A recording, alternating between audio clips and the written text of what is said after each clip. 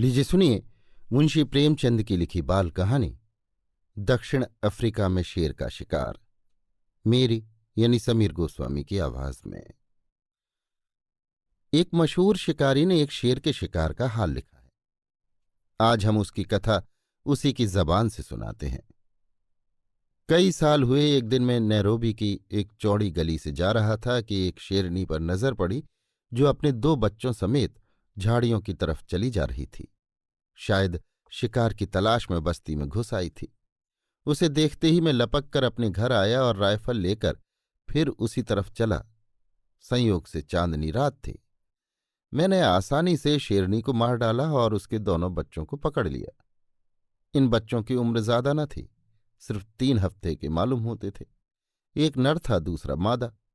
मैंने नर का नाम जैक और मादा का जिल रखा। जैक तो जल्द बीमार होकर मर गया, जिल बच रही। जिल अपना नाम समझती और मेरी आवाज पहचानती थी। मैं जहां जाता वहां कुत्ते की तरह मेरे पीछे पीछे चलती।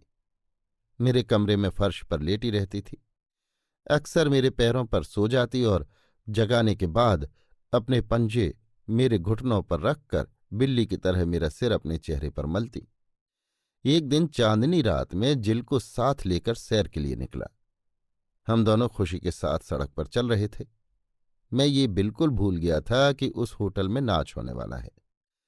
संयोग से देखिए कि मैं और जिल उस वक्त होटल के पास पहुंचे जब कोई मेहमान सवारी की तलाश में बाहर खड़ा था। उसने जब देखा एक शेरनी सड़क के बीचों बीच उसकी तरफ चली आ रही है तो वो इतना घबराया कि बयान से बाहर होकर सामने की तरफ बेतहाशा भागा। उसे भागते देखकर और भी 2-3 आदमी भाग चले। जिल ने समझा ये भी कोई खेल है, वो भी उनके पीछे पीछे दौड़ी। हंसते हंसते मेरे पेट में बल पड़ गए। आखिर मैं भी जिल के पीछे दौड़ा और बड़ी मुश्किल से जिल को पकड़ पाया।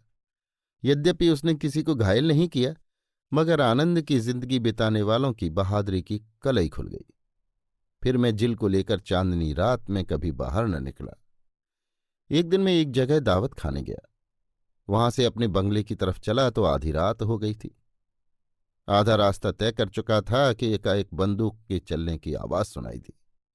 ऐसा मालूम हुआ कि कोई आदमी घबराहट में शूशू कर रहा है। जरा और आगे बढ़ा तो देखा कि एक सिख संतरी लालटेन के खंभे पर चढ़ा बदहवासी की हालत में शूशू कर रहा है। मुझे देखते ही उसने कहा, साहब जरा बचे रहिएगा, एक शेर बिल्कुल पास खड़ा है और घोड़े को खा रहा है। मैंने इधर उधर निगाह दौड़ाई तो 50 कदम के फासले पर एक शेर दिखाई दिया। वो सचमुच एक घोड़े को चट कर रहा था। संतरी के शोरगुल की उसे बिल्कुल परवाह न थी। मैंने सिख संतरी को आवाज दी कि वो जहां है वहीं ठहरा रहे और मैं अकेले एक दोस्त के पास बंदूक लेने गया। जब राइफल लेकर लौटा तो देखा शेर बैठा ओठ चाट रहा है और संतरी ज्यों का त्यों खंभे से चिमटा खड़ा है। मैंने फौरन शेर पर बंदूक चलाई। वो जख्मी तो हो गया मगर मरा नहीं। वो बड़े जोर से गरजा और एक तरफ को चल दिया, लेकिन मैं उसे कब छोड़ने वाला था। मैं खून का निशान देखता हुआ उसके पीछे चला। आखिर मैंने उसे खाड़ी के किनारे पर खड़ा देखा। अब की मेरी गोली काम कर गई। शेर गिर पड़ा। मैं खुश खुश शेर के पास गया और उसे देखते ही पहचान गया। वो मेरी शेरनी जिल थी। अभी आप सुन रहे थे मुंशी प्रेमचंद की लिखी बाल कहानी दक्षिण अफ्रीका में शेर का शिकार। मेरी यानी समीर गोस्वामी की आवाज में।